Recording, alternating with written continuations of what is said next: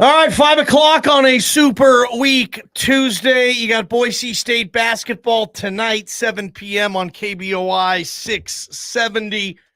We got quarterbacks to talk about here. The Purdy 9, right? Purdy 9, class of 2022 quarterbacks drafted in Prater in about 10, 15 minutes. If folks are ready to possibly qualify for a chance at a diamond ring worth thousands, big time diamond ring. It's our diamond dig. Diamond Girls, Pastry Perfection. We're doing the very first one of the year in about 10 minutes. Diamonds and Donuts. I absolutely love this segment and love this promotion. We've been doing it for 14 straight years, and we'll do it again next Wednesday, Valentine's Day. That's a reference to you guys. Don't forget Valentine's Day next Wednesday. But, yeah, we're going to kick off our qualifying here in about, 20 minutes.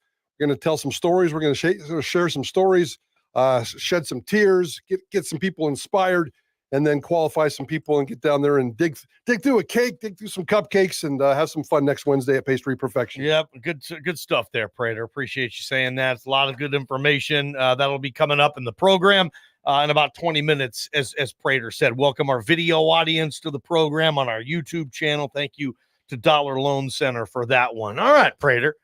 The class of 2022 quarterbacks.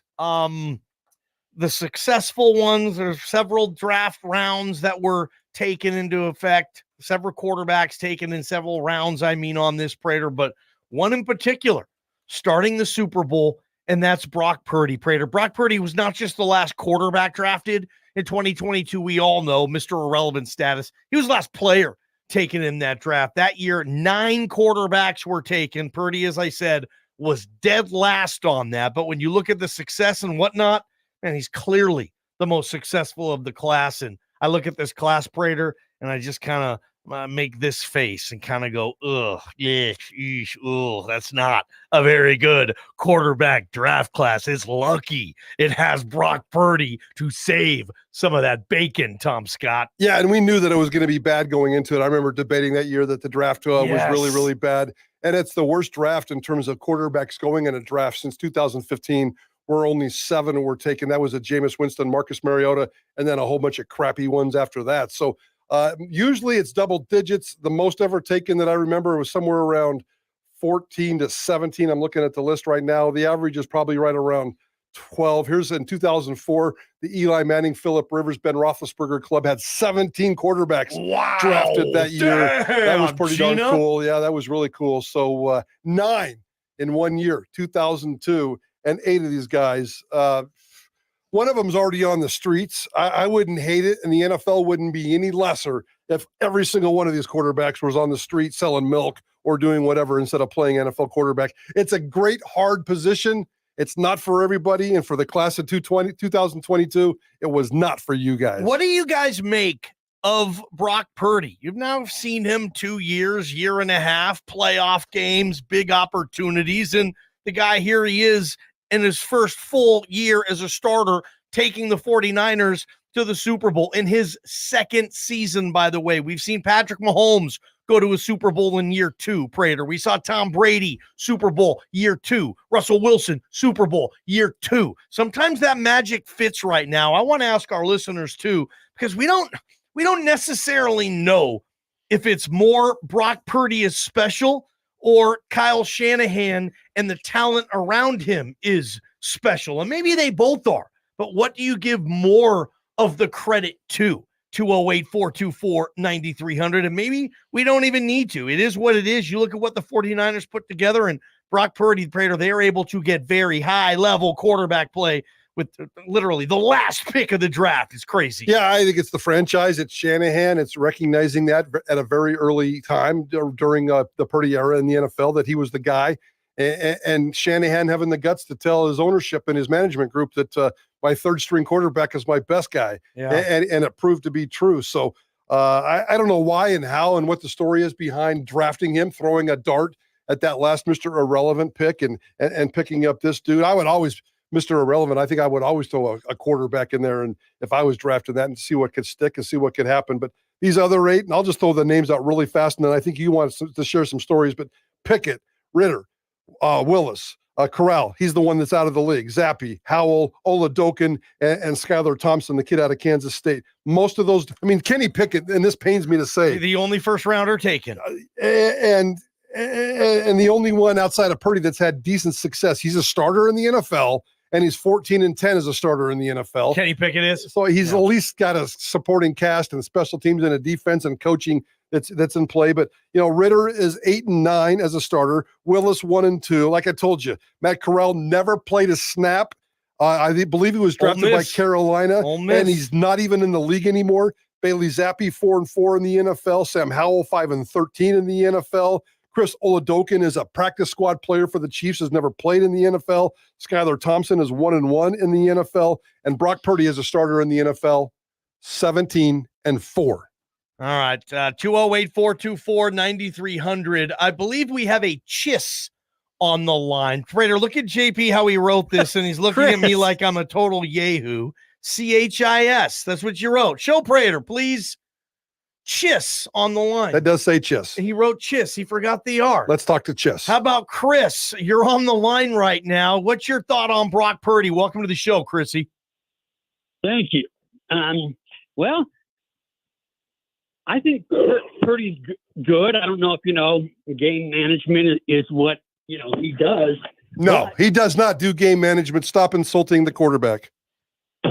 Right. That's what I'm saying. He does not.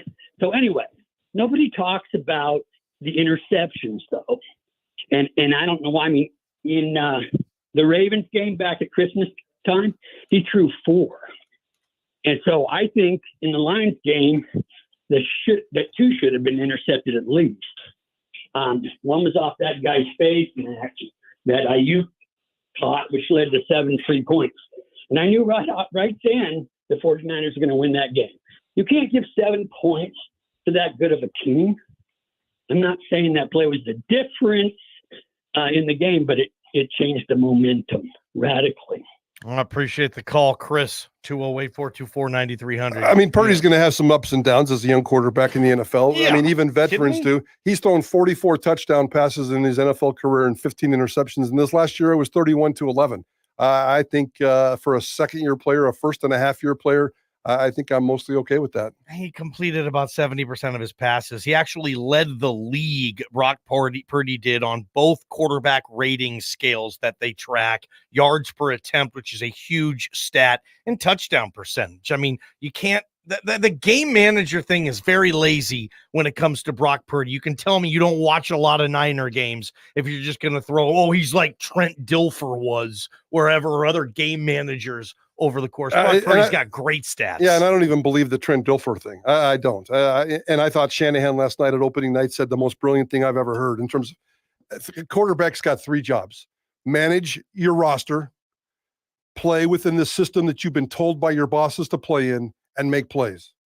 That's the job of a quarterback in the NFL. It's not even debatable, Shanahan said. Manage your roster, play within the system that your coach and general manager tell you to play, and make plays. So game manager, work within your system and make plays. That's what I want from my quarterback.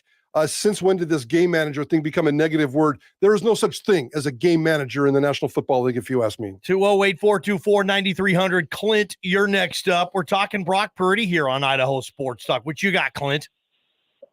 So I don't know why everybody gives the guy so much guff. In the last 2 playoff games, when he needed to go make a play, he went and made a play. It wasn't his team bailing him out. But I heard a thing, somebody compare it like with Jared Goff. Nobody gives Jared Goff crap that he's got a great team around him and he's doing awesome. If Brock Purdy was a first or second round pick, they'd think he's the second coming of quarterback Jesus. And I got one thing for Prater. There's been rumors that the best fit for Pittsburgh would be Russell Wilson. What do you think? Yeah, Johnny and I talk about that a lot. Johnny knows exactly what I want, and I think that's a pipe dream. The Steelers front office doesn't really go after, free agent wishes, free agent dreams. Quarterbacks, too. Contracts that are big and ugly and gaudy. I think it sounds like fun. I would love to have Russell Wilson on my football team. Johnny and I talk about it all the time. It's not going to happen. I think Atlanta might be in play for Russ as well. Who knows? We have plenty of time to talk about our free agent quarterback carousel. Trust me, I want to spend a lot of time on that. Shane, you're on the Double Tap Pub hotline live on Idaho Sports Talk. Shane, what do you have? First off, let me start out by saying I am in no way Brock Purdy or a Brock Purdy fan. Okay. As a Seahawk fan, I hate the Niners, period. Thank you. Fair. I'm like, Prater, I agree with you. I don't even know what this whole game manager, what that even means, because unless you're handing the ball off 70% of the time and then going to your first and only read every other time, there's no such thing as a game manager. Yep. If you have to read a defense and check down or go to your second or third read, there's no such thing as a game manager, okay? Beyond that, as far as Brock Purdy goes, for me, the jury is still out because of the talent that is on that team. I would love to see him on the Carolina Panthers roster this last year. But I mean, so for me, the jury is still out. I'm not saying he's good. I'm not saying he's bad. I wish, as a Seahawks fan, that he sucked to high heaven. Unfortunately, he doesn't.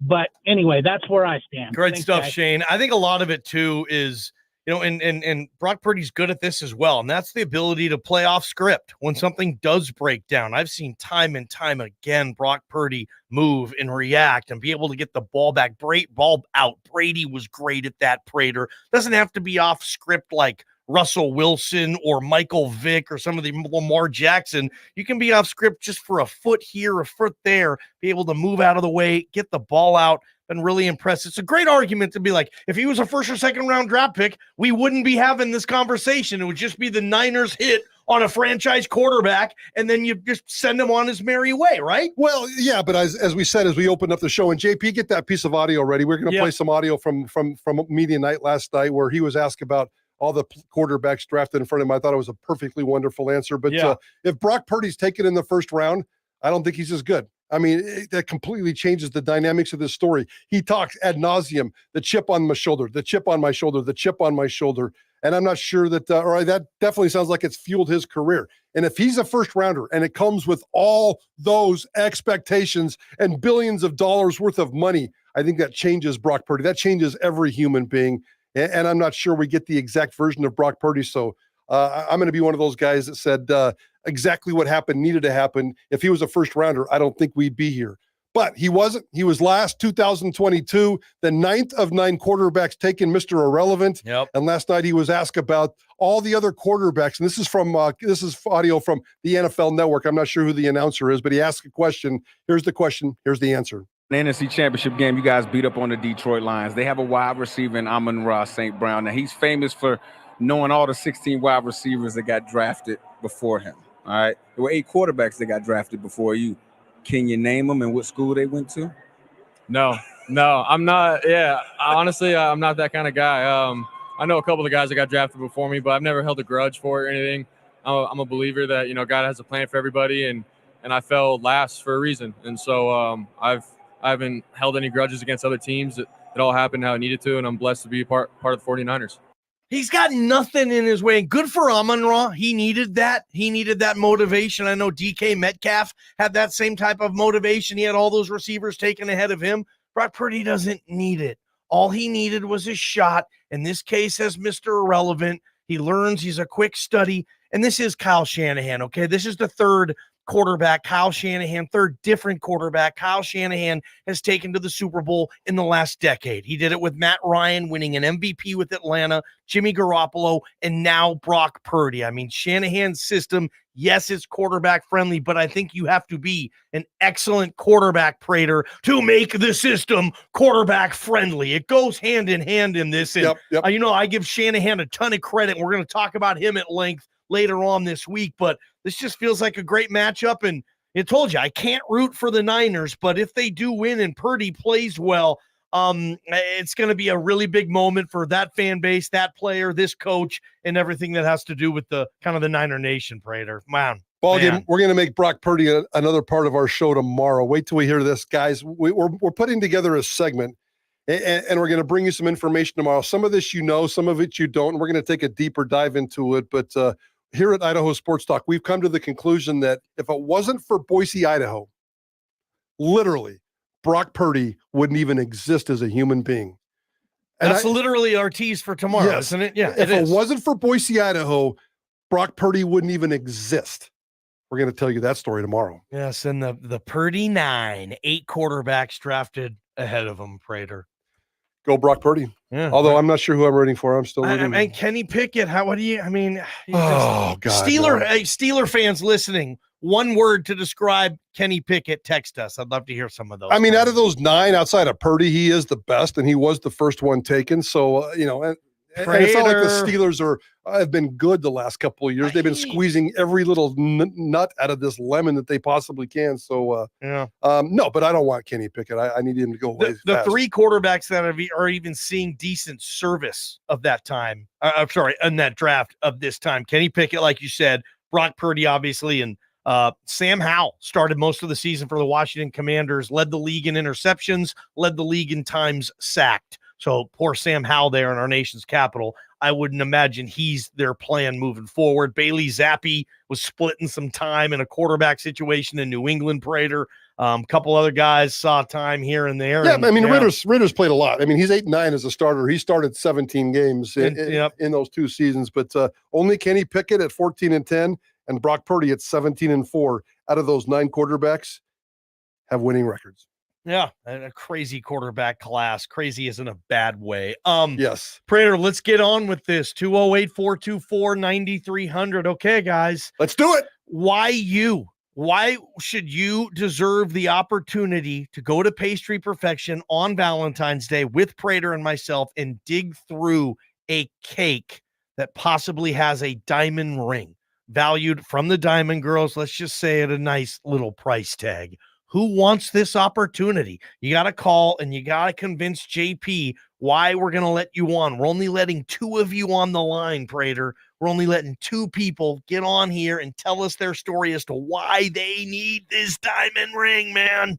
Let's do it. It's the Diamond Dig. We love this segment. It's next on Prater and the Ballgame. From the Beacon Plumbing Traffic Studios, this is